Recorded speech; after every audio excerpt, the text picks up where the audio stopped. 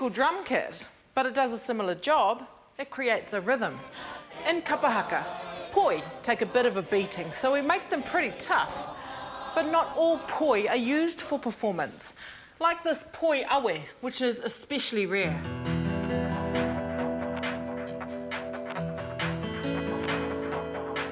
This is the only Poi Awe that we have in Te Papa's collection. What does Poi Awe mean? How is this poi different from an ordinary poi that I might use in kapahaka? Well, the awe refers to the tassels of dog hair that are attached to this poi.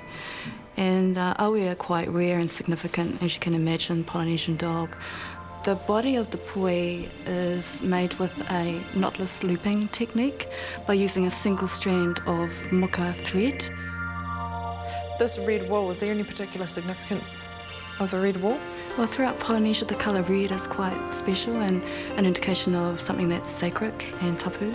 So you can see that the red wool shows that this poi is quite special. Do we know how this poi would have been used? Well, we think it's a ceremonial poi. Because of the fibres, the weaving techniques, it just shows that it's special and not your everyday poi. The pattern is called papakirango.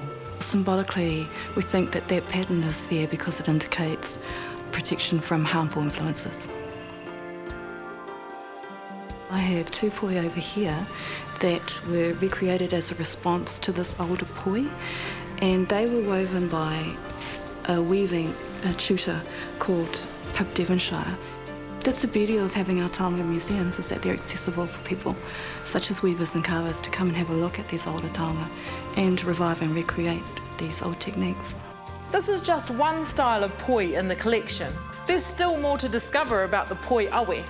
With further research, we're learning that there is much more to this taonga than meets the eye.